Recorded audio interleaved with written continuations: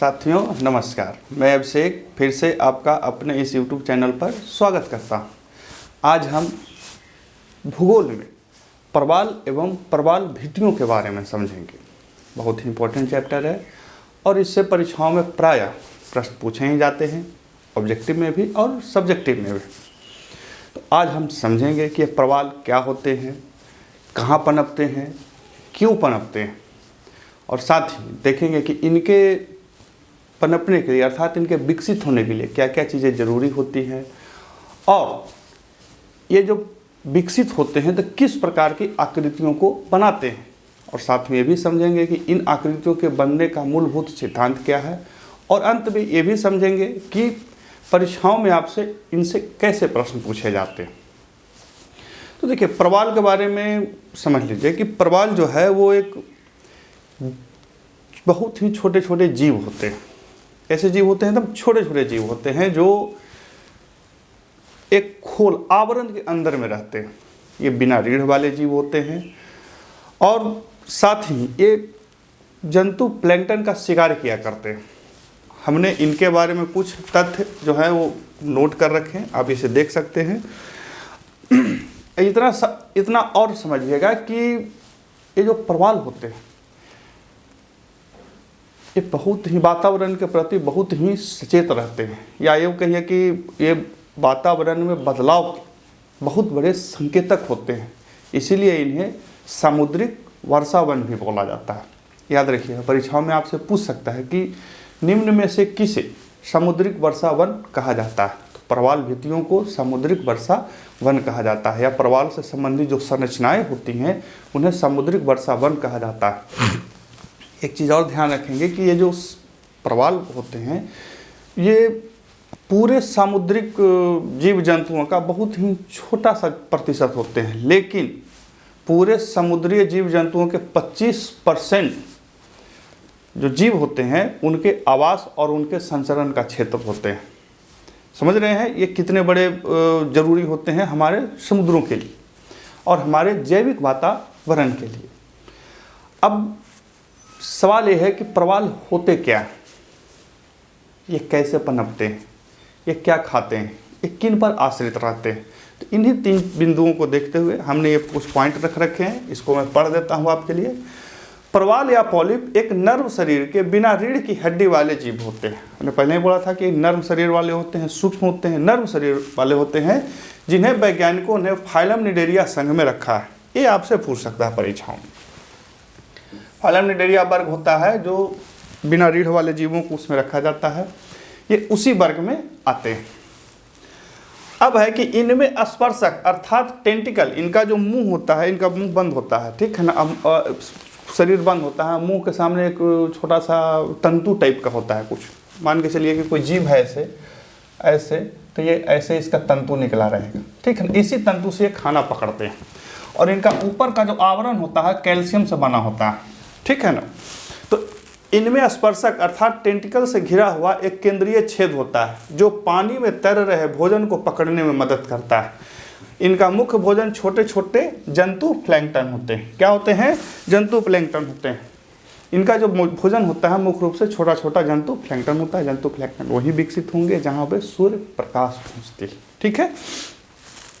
अब देखिए, यह एक जगह पर चिपक कर रहने वाले जीव हैं जो समुद्री जल में उपस्थित कैल्शियम का उपयोग करके अपने लिए खोल बनाते हैं तथा कालांतर में यही खोल जमा होकर चट्टान बनते हैं। अब देखिए, एक सवाल है कि भाई ये चट्टान कैसे बनते हैं? ये इतने छोटे जीव इतना बड़ा प्रवाल भित्ति कैसे बना लेते हैं? तो हमने आपको क्या बताया कि ये छोटे से जीव है, समझ ले थोड़ा सा। ये छोटा सा जीव है, ठीक है, इनका ऐसे मुंह है, ये ऐसे निकला हुआ, ये इनके ऊपर एक खोल होगा, कैल्शियम का खोल बनाते हैं। किस चीज का? कैल्शियम का। समुद्र में जब पानी बहुत खारा होगा तो कैल्शियम वहाँ उनको उस तरह से नहीं मिल पाएगा। जब बहुत मीठा पानी होगा तब भी इनको नहीं मिल पाएगा। इसलिए इनके विकसित होने के लिए भी एक निश्चित मात्रा में समुद्र का खारापन होना चाहिए।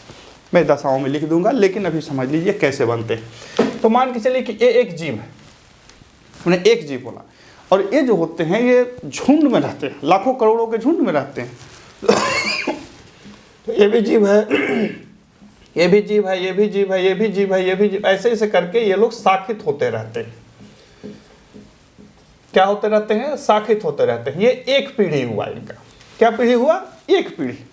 जैसे ही अगला पीढ़ी होगा तो उस पर और बनेगा, फिर उसी पर बनेगा, फिर उसी पर बनेगा, और करते करते करते करते ये लोग ऐसे ऐसे ऐसे ऊंचा होते चले जाते हैं, और वही फिर कालांतर में समुद्री क्या कहते हैं उसको, भीति बना लेते हैं।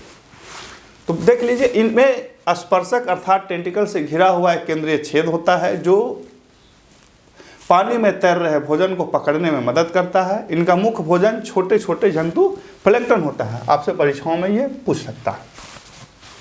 और देखिए, यह एक जगह पर चिपक कर रहने वाले जीव हैं जो समुद्री जल में उपस्थित कैल्शियम का, याद रखिएगा किसका, कैल्शियम का उपयोग करके, इनका जो खोल होता है चूना का बना होता है, ठीक है ना। तो चूना का जो रासायनिक नाम है वही इनके खोल का रासायनिक नाम रहेगा, ठीक है। लेकिन ये बनाते कहाँ है? तो समुद्र में उपस्थित जल का कैल्शियम का उपयोग करके अपने लिए खोल बनाते हैं। कालांतर में यही खोल जमा होकर चट्टान बन जाते हैं।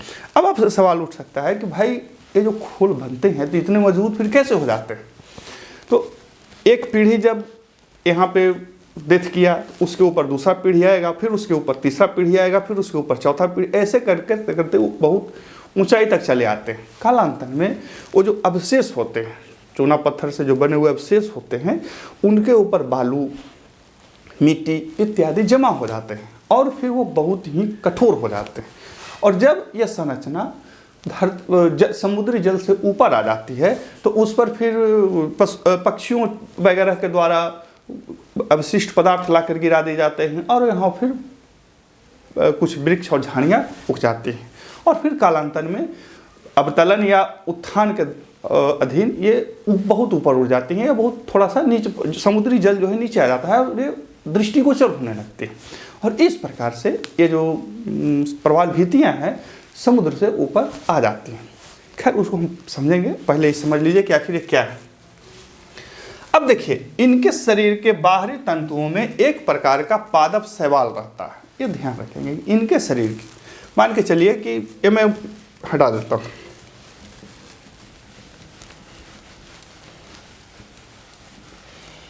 अब देखिए मान के चलिए कि ये इनका शरीर है, ठीक है। तो इनके शरीर के ऊपर एक पादप शैवाल रहेगा, ठीक है ना। ये इसके अंदर ये जीव है, यही जीव है, इनका तंतु निकला हुआ। तो इनके शरीर के ऊपर एक पादप शैवाल रहती है जिसे जोंक्स्थेला एल्गी कहते हैं, ठीक है ना। ये शैवाल है जिसे जोंक्स्थेला एल्गी कहा जाता है, याद रखिएगा, यही पूछेगा आपसे, ठीक है। यह प्रकाश संश्लेषण से भोजन बनाती है। ये जो जीव है, ये मतलब ये एल्गी जो है, ये प्रकाश संश्लेषण से बनाते हैं भोजन अपना, ठीक है। ये प्रकाश संश्लेषण से भोजन बनाते हैं, और कुल भोजन का 60%, अर्थात ये जो जीव का जो कुल भोजन है 100% भोजन है, तो इसका 60% ये एल्गी बनाएगा और 40% ये शिकार करके बनाएंगे। 40% क्या बनाएंगे? ये शिकार करके बनाएंगे। तो ये हैं हमारे प्रवाल जीव, जो कैसे होते हैं, इनके पनपने के लिए जो साथ में होते हैं एल्गी, वो क्या होते हैं, और इनका आवरण क्या होता है, हमने ये देखा। अब देखते हैं इनके पनपने के लिए क्या दशाएं होती हैं, किन किन दशाओं में पनप सकते हैं, और फिर प्रवाल भित्तियों के बारे में समझेंगे। तो अब देखते हैं इनके विकास के लिए क्या उपयुक्त दशाएं होती हैं। इन दशाओं से आपसे प्रश्न पूछ सकता है परीक्षाओं में। तो देखिए, प्रवाल के विकास की दशाएं। तो पहला दशा है कि यह मुख्यतः महाद्वीपीय मग्न तट और संबरीन चबूतरों पर पनपते हैं, ठीक है। अब ये क्या है कि भाई मग्न तट क्या है? तो मग्न तट उस तट को कहा जाता है जहाँ पे धरती समुद्र के नीचे जाके समाहित हो जाती है। मतलब ये धरती है, ये धरती का इलाका है, नीचे ऐसे चला गया और पानी ऊपर से चढ़ रहा है, ठीक है। इसको मग्न तट बोला जाता है। तो इस मग्न तट के पास में ये पनपते हैं, या इनके विकास के लिए कोई एक आदर्श चबूतरा होना चाहिए। ये सीधे सीधे विकसित नहीं होते, इसलिए तो बोला था कि इन्हें समुद्रिक वर्षा वन बोला जाता है। मान के चलिए कि ये ऐसे धरती ऐसे जाके खत्म हुई और यहाँ पानी ऐसे ऐसे है, ठीक है। तो ये मग्न तट होगी, ठीक है। या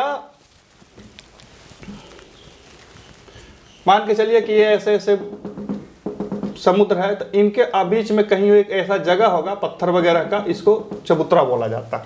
तो यहीं पे ये पनपते हैं।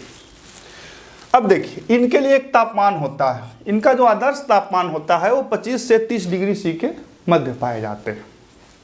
किसके मध्य? 25 से 30 डिग्री सेल्सियस के मध्य पाए जाते हैं। अब ये तापमान कहाँ पाए जाते हैं? ये तापमान जो है वो 0 डिग्री से 30 डिग्री अक्षांशों के मध्य में पाए जाते हैं, तो ये वहीं पर विकसित होते हैं। लेकिन इतना याद रखिएगा कि 0 डिग्री से 5 डिग्री दाएं और बाएं, इक्वेटर से मतलब 0 से 5 डिग्री दाएं और बाएं ये नहीं पनपते, इनकी आदर्श दशाएं वहाँ पर नहीं पाई जाती। खैर देखते हैं पहले तापमान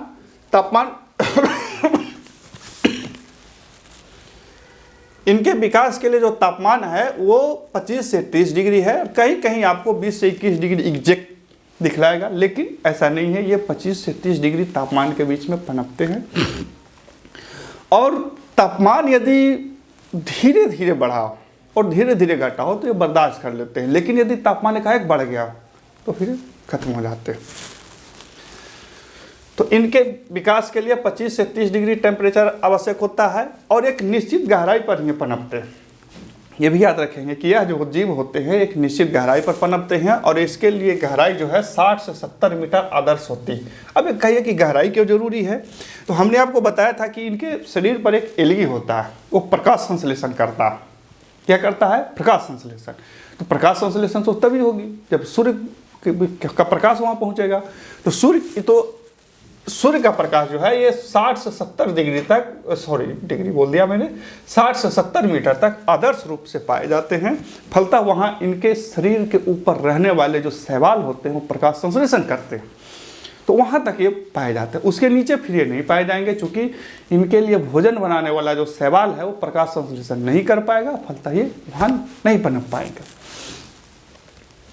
अब देखिए लवणता, इनके लिए एक आदर्श लवणता चाहिए। अब देखिए समुद्र जल है तो लवण तो रहेगा ही, लेकिन कुछ जगहों पर बहुत ज़्यादा लवणता होती है, कुछ जगहों पर लवणता कम होती है। जहाँ पे नदियाँ समुद्र से मिलती हैं वहाँ पे लवणता प्रायः बहुत कम होती हैं और दूर सागरों में लवणता बहुत ज़्यादा होती है। तो लवणता यदि ज़्यादा होगी तो वहाँ कैल्शियम कम मिलेगा, तो कम मिलेगा तो इस तरह के जीव पनप नहीं पाएंगे। और यदि नदियों के पास बोला जाए कि भाई सवाल आपसे पूछ सकता है या आप ध्यान आ सकता है कि भाई नदियों के मुंह के पास क्यों नहीं पाए जाते हैं जबकि वहाँ पे कैल्शियम बहुत ज़्यादा होता है। तो इसके पीछे कारण ये है कि नदियाँ जो हैं अपने साथ गंदला जल ले जाती है, और जब जल गंदा होगा तो जो प्रवाल हैं उनका मुंह, जो हमने बताया था कि उनसे मुंह से टेंटिकल निकला होता है इस तरह से, तो वो टेंटिकल जो है उनका मुंह भर जाएगा, बंद हो जाएगा, तो फिर वो कैसे विकसित होंगे। इसीलिए ये स्वच्छ जल में पनपते हैं जहाँ पे गंदला जल ना हो। हालांकि बहुत ही स्वच्छ जल भी नहीं चाहिए, एक आदर्श स्वच्छता चाहिए, और उसी स्वच्छ जल में इनके लिए जो लवणता होती है 27 से 40 प्रति हजार के बीच में लवणता को मापा जाता है। तो 27 से 40 जो है ये इनके आदर्श लवणता पाई जाती है। ठीक है। अब देखिए जल की स्वच्छता, हमने पहले ही बोला कि ना तो बहुत साफ जल चाहिए और ना बहुत गंदा जल चाहिए। साफ जल बहुत ज़्यादा हो जाएगा तो वहाँ पर भी इनको दिक्कत हो जाएगी, और जो अस्वच्छ मैंने गंदा जल हो जाएगा तो वहाँ पर भी दिक्कत हो जाएगी। दिक्कत ये होगी कि इनका जो मुंह है वो गंदा जल से भर जाता है। ठीक है। तो अस्वच्छ जल में क्या, बहुत ज़्यादा जब स्वच्छ जल हो जाएगा तो वहाँ इनके लिए वो आदर्श दशाएं नहीं उत्पन्न हो पाएंगी, फलतः यहाँ पर भी ये मर जाएंगे। लेकिन बहुत ही गंदा और बहुत ही साफ दोनों इनके लिए वर्जित। अब देखिए सहचर्य, सहचर्य का मतलब होता है साथ रहना, मतलब हम जिनके साथ रह सकते हैं, जिनको कुछ ले रहे हैं, जिनको से कुछ दे रहे हैं, उनको सहचर्य संबंध बोला जाता है। तो ये जो जीव हैं कुछ जीवों के साथ ही रहकर विकसित होते हैं, जैसे प्लैंकटन। प्लैंकटन इनका क्या होता है? भोजन होता है। क्या होता है? प्लैंकटन इनका भोजन होता है। और दूसरा क्या है? जोक्सान्थेला एल्गी। जोक्सान्थेला तो हमने पहले ही बताया था कि ये इनके लिए भोजन बनाते हैं। तो ये दोनों जीव जहाँ विकसित होंगे वहीं पे मूंगा वाले भी विकसित होंगे। अब इतनी आदर्श दशाओं के बाद ये विकसित होते हैं। अब सोचिए कि थोड़ा सा भी दाएं बाएं हुआ तो इनका विकास खंडित हो जाएगा। अब सवाल ये उठता है कि जब ये विकसित होते हैं तो इनके साथ क्या क्या समस्याएं हो सकती हैं, तो इसको हम लास्ट में पढ़ेंगे। लेकिन इसी में एक शब्द आपने पढ़ा होगा प्रवाल विरंजन का, ठीक है, तो उसको देख लेते हैं। प्रवाल विरंजन से आपसे प्रश्न पूछते हैं और आपको जानकारी भी होनी चाहिए, और मेंस परीक्षाओं में जाइएगा तो नोट्स भी पूछ सकते हैं।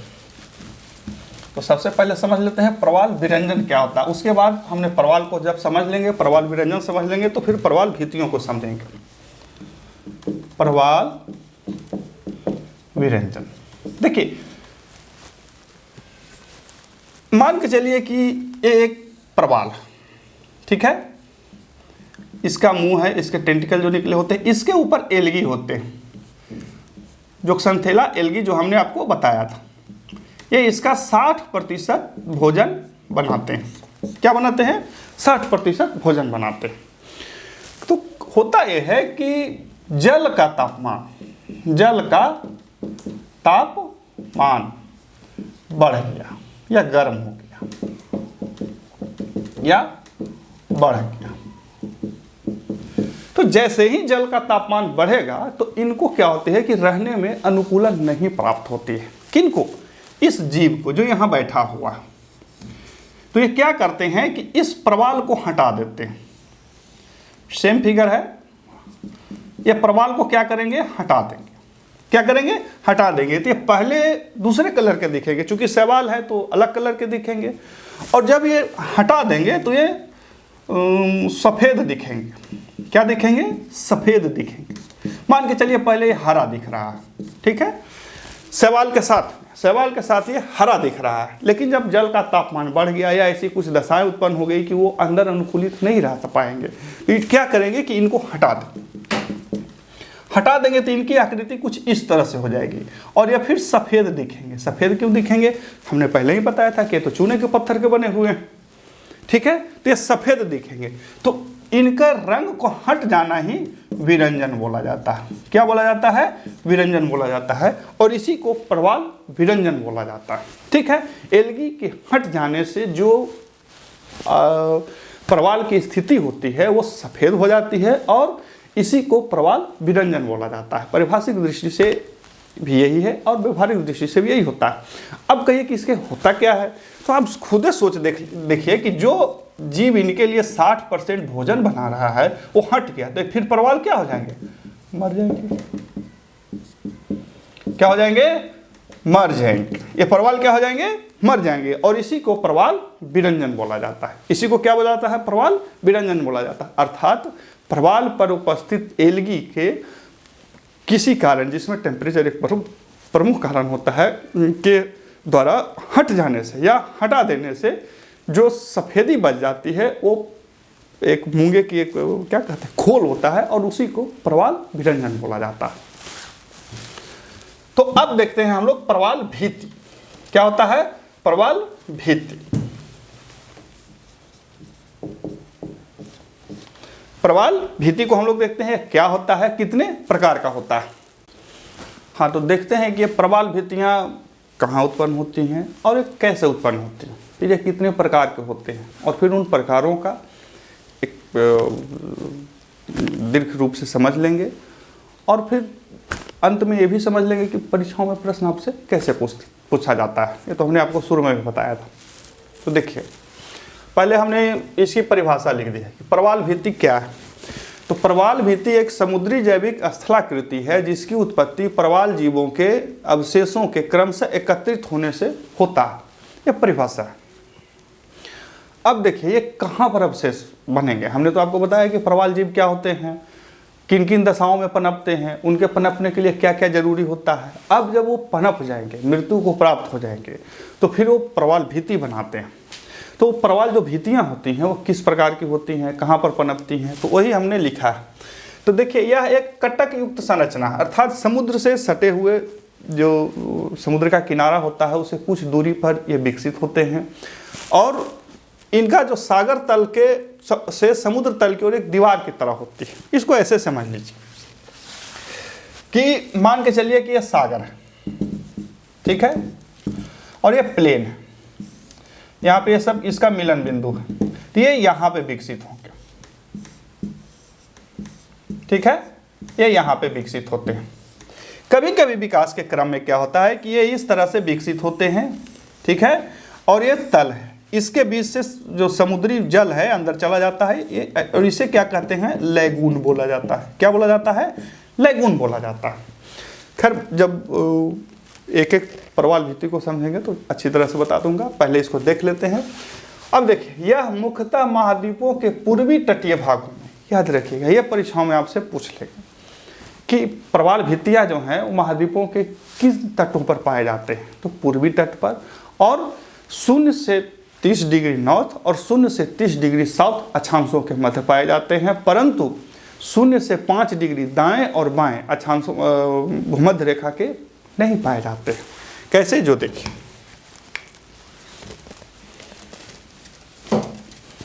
मान के चलिए कि ये धरती है, ठीक है, ये बीच वाली रेखा है जिसे हम लोग विषुवत रेखा कहते हैं। यहां पे है 30 डिग्री, यहां पर भी है 30 डिग्री, ठीक है। तो यहां से 5 डिग्री तक, मतलब यहां तक ये नहीं पाए जाएंगे, और यहां से 5 डिग्री यहां तक ये नहीं पाए जाएंगे। ये 5 से 25 और 5 से 25 साउथ और नॉर्थ पोलों के बीच पाए जाते हैं, महाद्वीपों के पूर्वी तटों। याद रखिए, महाद्वीपों के पूर्वी तटों पर। अब सवाल उठ सकता है कि पूर्वी तटों पर क्यों पाए जाते हैं, पश्चिमी पर क्यों नहीं पाए जाते हैं। समझ रहे हैं ना, एक अच्छी, मतलब आप पढ़ रहे हैं तो सवाल उत्पन्न होना चाहिए कि भाई महाद्वीपों के ये पूर्वी तटों पर ही क्यों पाए जाते हैं, पश्चिमी तट पर क्यों नहीं पाए जाते। तो देखिए, पूर्वी तट पर इनके विकास के लिए अनुकूलित दशा होती है, पश्चिमी तटों पर नहीं होती है। आपने पढ़ा होगा कि संसार के जितने भी मरुस्थल पाए जाते हैं किन महाद्वीपों के किस तटों पर पाए जाते हैं, और सबसे ज़्यादा वर्षा किन जगहों पर होती है, तो महाद्वीपों के पूर्वी तटों पर होती है। तो इस तरह से चीज़ें जो है इनके लिए अनुकूलित नहीं होती। और रही बात इसके दीर्घ में, तो मेरे जो जलवायु वीडियो है उस पर आप जाकर देख सकते हैं, अभी इसके लिए इतना ही रहने देते हैं। तो याद रखिएगा कि यह मुख्यतः पूर्वी तटीय भागों पर ये पाए जाते हैं, और ये 5 से 25 डिग्री 30 डिग्री नॉर्थ और 5 से 30 डिग्री साउथ फूलों के मध्य पनपते हैं। अब देखिए, ये जो होते हैं मुख्यतः 3 प्रकार के होते हैं। एक होता है तटीय प्रवाल भित्ति, तटीय मतलब तट के सटा हुआ प्रवाल भित्ति रहेगा। एक होता है अवरोधक प्रवाल भित्ति, अवरोधक मतलब जो अवरोध उत्पन्न करते हैं, तट से दूर वो पाए जाते हैं। और एक होता है एटॉल, एटॉल कहा जाता है घोड़े के नाल, ठीक है। तो एटॉल जो होता है, एटॉल घोड़े के नाल की तरह के होते हैं। तो एक होता है एटॉल। आपसे इन तीनों से, मतलब एटॉल, तटीय प्रवाल भित्ति और अवरोधक प्रवाल भित्ति, तीनों से आपसे सवाल परीक्षाओं में 1-1 नंबर के पूछ सकते हैं। या जब आप जीएस का लिखने जाएंगे या मेंस लिखने जाएंगे तो वहाँ पे सीधा लिख देगा कि भाई आप एटॉल का वर्णन कर। तो हम एक एक करके इसको पढ़ते हैं। तो देखते हैं तटीय प्रवाल भित्ति को, जो सागर के में एक स्थलाकृति है, जैसा हमने पहले भी बताया था कि जो प्रवाल भित्तियाँ हैं वो मुख्यतः 3 प्रकार की होती हैं। उसी में पहला जो है वो तटीय प्रवाल भित्ति। तटीय मतलब जो तट के पास रहते हैं, ठीक है। किसके पास रहेंगे, तट के पास रहेंगे, और ये बहुत दूर नहीं होते हैं, मतलब समुद्री जहाँ पे स्थल और जल का मिलन होता है उससे कुछ ही दूरी पर रहते हैं।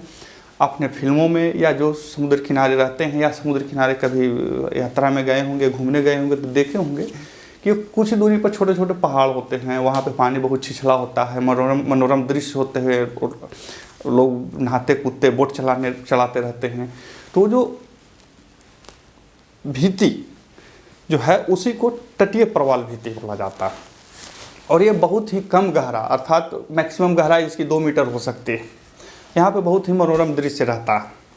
आप फिल्मों वगैरह में भी देखे होंगे, आप जो समुद्र किनारे गए होंगे तो देखे होंगे। और भारत में जो तटीय प्रवाल भित्ति है वो रामेश्वरम के पास पाई जाती है। परीक्षाओं में यदि पूछते कि भारत में निम्न में से किस जगह पे तटीय प्रवाल भित्ति पाई जाती है तो वो रामेश्वरम लिखिएगा, ठीक है।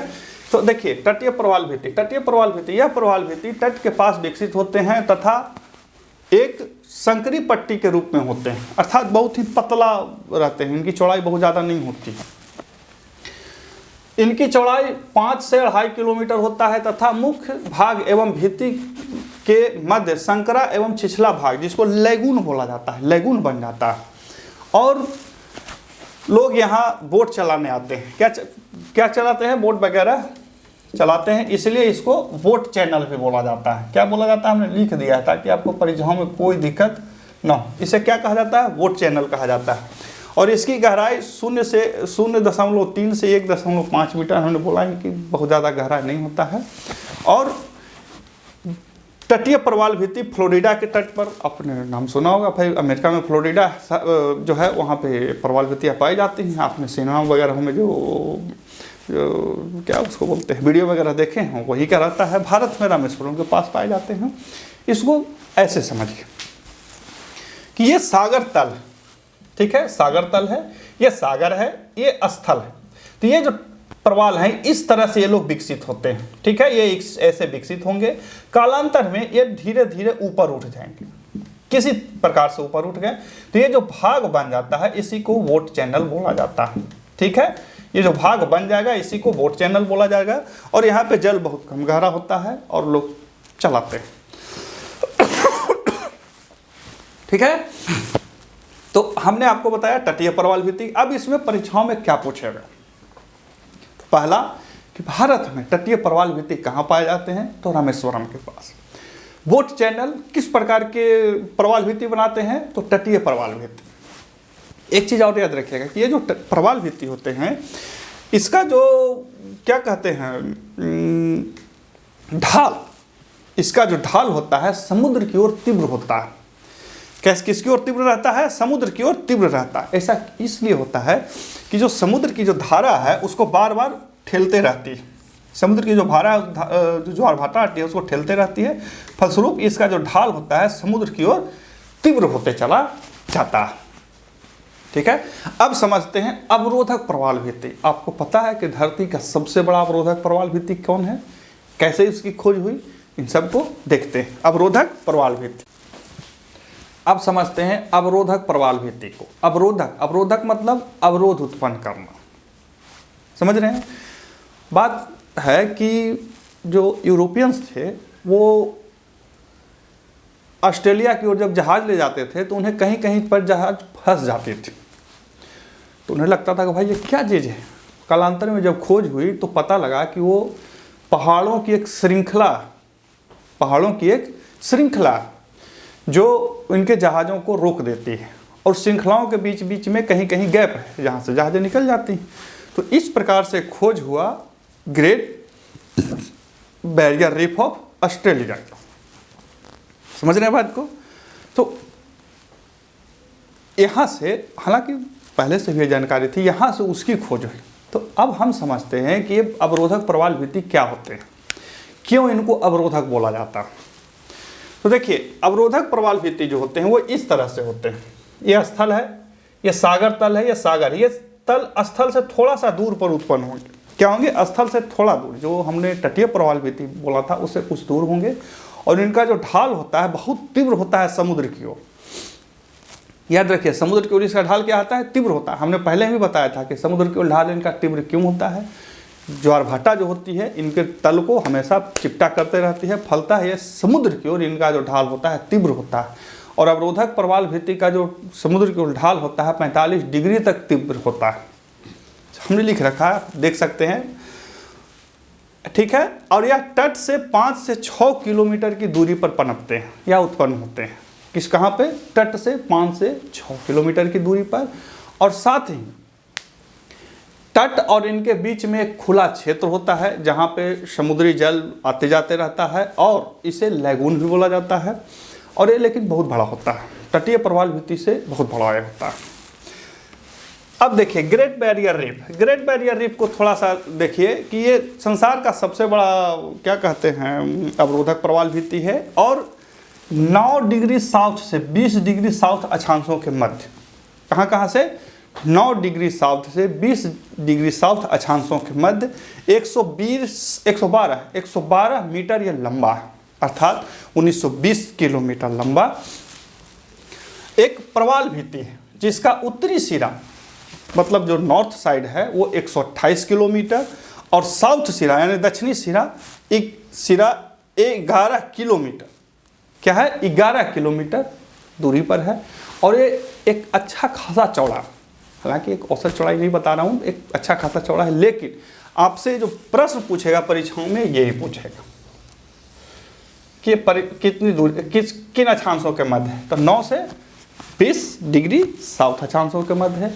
तो हमने समझा अवरोधक प्रवाल भित्ति को। अब कहिए कि भाई तटीय प्रवाल भित्ति से अवरोधक प्रवाल भित्ति अलग कैसे, तो अलग है। तटीय प्रवाल भित्ति होते हैं तट के नज़दीक होते हैं और इनका जो लैगून होता है बहुत छिछला होता है, और ये जो होते हैं वो छोटे छोटे ग्रुप्स में होते हैं, बहुत बड़े लंबे चौड़े नहीं होते हैं।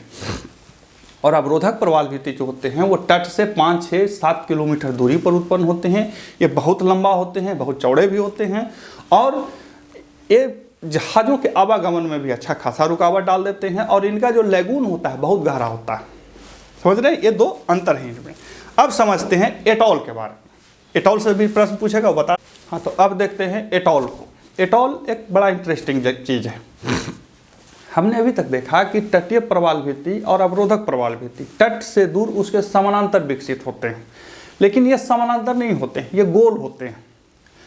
इन्हें एटॉल कहा जाता है, या ये मुद्रिका के आकार की भी होते हैं। मुद्रिका मतलब अंगूठी के आकार की होती हैं। अब ये विकसित कैसे होते हैं और इनके विकसित होने पर क्या क्या क्या कह सकते हैं भूदृश्य या समुद्र में जो उस तरह का क्या दृश्य बनता है, इसको देख लेते हैं। तो देखिए, एटॉल या घोड़े के आकार के या मुद्रिका के आकार वाली एक प्रवाल भित्ति है। इनकी स्थिति प्रायः द्वीप के चारों तरफ या जलमग्न पठार के ऊपर अंडाकार रूप में पाई जाती है, परंतु कोई एक सिरा समुद्र की ओर खुला रहता है। इनके मध्य लैगून होता है। यह 3 प्रकार के होते हैं। अब ये तो परिभाषा वाली बात हो गई, जो आप लिखेंगे, इसको समझेंगे कैसे। आपको पता है लक्षद्वीप जो है वो इसी के उदाहरण में है। सबसे ज़्यादा जो एटॉल हैं वो प्रशांत महासागर में पाए जाते हैं। कहाँ पाए जाते हैं? प्रशांत महासागर में। परीक्षाओं में पूछे कि सबसे ज़्यादा एटॉल जो हैं वो कहाँ पाए जाएंगे, तो प्रशांत महासागर में। एटॉल वो प्रवाल भित्ति हो गई जो गोला हो, अंगूठी के आकार का हो, घोले के आकार का हो, लेकिन कोई एक सिरा समुद्र से जुड़ा होता है। इसको एटॉल कहा जाता है। अब देखिए, ये 3 प्रकार के होते हैं। यह वह एटॉल जिनके मध्य द्वीप नहीं पाए जाते। अब ये देखिए कैसे रहेगा, ये ऐसे रहेगा,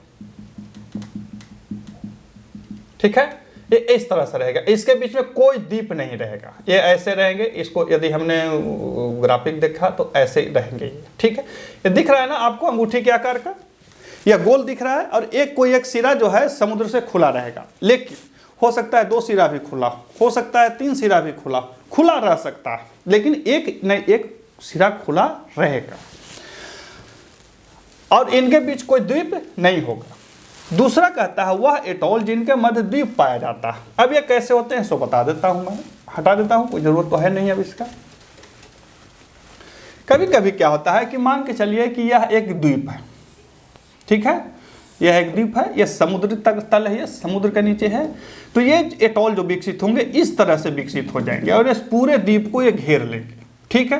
परंतु यहाँ पे कोई ना कोई सिरा खुला रहेगा समुद्र की ओर, जहाँ से समुद्र का जल चला जाता है। अर्थात ऐसे द्वीप की आप कल्पना कर सकते हैं जहाँ पे आप खड़े हैं, चारों तरफ से पानी घिरा हो, और फिर उसके बाद क्या कहते हैं, स्थल भी हो सकता है, समुद्र जल भी हो सकता है। अर्थात वैसा द्वीप जो चारों तरफ से मूंगे की चट्टान के द्वारा घिरा हुआ हो, वो ऐसा एटॉल कहला जाएगा जिनके मध्य द्वीप, वो भी एटॉल का ही उदाहरण।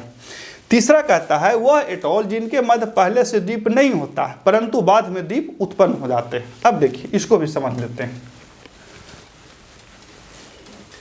मान के चलिए कि यह एक एटॉल है,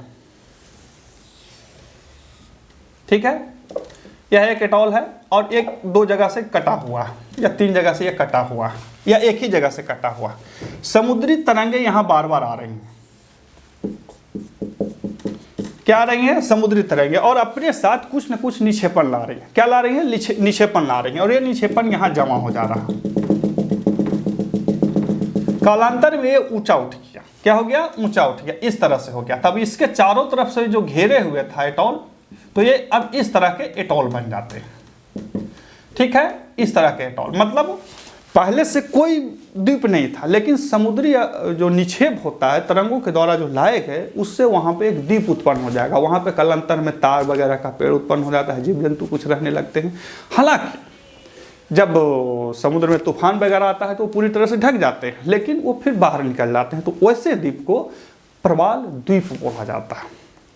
अर्थात प्रवालों के जो अवशेष होते हैं उसके ऊपर बने हुए द्वीप, जिनमें समुद्री निक्षेपण भी आ जाते हैं, मिल करके एक द्वीप बनाते हैं, जिन्हें प्रवाल द्वीप कहा जाता है। और ये समुद्र से बहुत ज़्यादा ऊंचा नहीं होता है, 1-2 या बहुत हुआ तो 5 मीटर ऊंचे होते हैं। और जब वर्षा वगैरह तूफान वगैरह समुद्र में आता है तो डूब जाते हैं। आपने समुद्री कहानियों में पढ़ा होगा, सुना, या कथा कहानियों में सुना होगा कि भाई एक नाविक था, वो जा रहा था, वहाँ पे उसको एक द्वीप मिला जहाँ पे वो खाना वगैरह खाया, बाद में चला गया, जब लौट के आया तो उसको द्वीप नहीं मिला। तो वही प्रवाल द्वीप होते हैं। समझ रहे बात को? प्रवाल द्वीप होते हैं। उस दौर में इतनी जानकारी नहीं थी, इसलिए लोग नहीं समझ पाते थे, लेकिन अभी तो विज्ञान का ज़माना है, तो उस तरह से ये प्रवाल द्वीप बनते हैं। समझ रहे हैं? अब देखिए, हमने एटॉल क्या बताया? एटॉल 3 तरह के होते हैं। एक एटॉल जिनके बीच में कोई द्वीप नहीं होते हैं, एक एटॉल जिनके बीच में द्वीप होते हैं, एक एटॉल जिनके बीच में द्वीप पहले से नहीं होते हैं, बाद में बन जाते हैं। और यदि वैसा कोई द्वीप बनता है तो उसे प्रवाल द्वीप या एटॉल द्वीप बोला जाता है। समझ रहे हैं? अब देखिए, हमने प्रवाल के बारे में पढ़ा, प्रवाल भित्तियों के बारे में पढ़ा। अब समझिए इसके खतरा कहाँ से। प्रवाल को समुद्रिक वर्षा वन कहा जाता है। क्या कहा जाता है? समुद्रिक वर्षा वन। और इनको खतरा किससे? तो सबसे बड़ा जो अभी पूरी दुनिया में खतरा है वो हम ही लोग से, मानवीय क्रियाकलाप से। किससे? मानवीय क्रियाकलाप। हम जो क्रियाकलाप करते हैं उससे जो अवशेष पैदा होते हैं वो समुद्र में चला जाता है, और वो अवशेष इनके जो जैविक उन्नति है उसमें बाधा उत्पन्न कर जाते हैं, फलस्वरूप ये खत्म हो जाते हैं। दूसरा, जलवायु परिवर्तन। क्या परिवर्तन? जलवायु, अर्थात जलवायु बदल गई, ये खत्म हो जाएंगे। तीसरा, क्या उसको बोलते हैं, समुद्रिक परिवर्तन। मतलब कहीं पे ये जब विकसित हुए हैं वहाँ पे समुद्र में शांत, बहुत ज़्यादा अशांत नहीं होना चाहिए, और अचानक समुद्र में बहुत ज़्यादा अशांति होने लगी, बहुत घनाघोर वर्षा होने लगी, तो उसमें क्या होता है कि प्रवाल धुल जाते हैं और फिर खत्म हो जाते हैं। एक चीज़ और ध्यान रखिएगा कि प्रवाल भित्तियाँ जो है वो अटलांटिक महासागर में न के बराबर पाई जाती हैं। अटलांटिक महासागर में न के बराबर पाई जाती हैं। इसके पीछे कारण ये है कि वो अटलांटिक महासागर जो है वो शांत समुद्र की श्रेणी में नहीं आता है। प्रशांत महासागर में सबसे ज़्यादा पाया जाता है, खास करके क्या कह सकते हैं, हिंद प्रशांत क्षेत्र में सबसे ज़्यादा पाए जाते हैं। किस प्रशांत क्षेत्र में? हिंद प्रशांत क्षेत्र में सबसे ज़्यादा पाए जाते हैं। इनके लिए सबसे ज़्यादा जो क्या कहते हैं, इनके जैविक विकास के लिए जो उपयुक्त दशा होती है सबसे ज़्यादा यहीं पे पाई जाती है और यहीं पे मिलते हैं। परीक्षाओं में अब आपसे यहाँ पर 2 प्रश्न पूछेगा कि निम्न में से किस महासागर में प्रवाल या प्रवाल द्वीप न पाए जा सकते हैं? तो अटलांटिक महासागर। और दूसरा, निम्न में से किस महासागरों में या किस जगह पे सबसे ज़्यादा प्रवाल द्वीप पाए जा सकते हैं? तो क्या होगा? हिंद प्रशांत क्षेत्र में पाए जाते हैं। इतना ध्यान रखेंगे। तो ये था हमारा प्रवाल एवं प्रवाल भित्तियों से संबंधित वीडियो। मैं आपको फिर से आग्रह करूंगा कि जब भी आप पढ़ने बैठें अपने पाठ्य पुस्तक किताब को पढ़ें। हाँ, हम जैसे जो वीडियो बनाते हैं बहुत सारे संसाधनों से लेकर के बनाते हैं, उतने संसाधन आप ये पढ़ाई के क्रम में नहीं ला सकते हैं। तो फिर भी आप जो किताब है किस किताब को ही पढ़ें। ये वीडियो वगैरह जो है वो आप खाली समय में, मसलन यात्रा कर रहे हों या ऐसे समय में जहाँ पे आप किताब ना पढ़ सकते हो, देखें और फिर अनुभव लें। फिर मिलते हैं अगले वीडियो में, तब तक के लिए नमस्कार।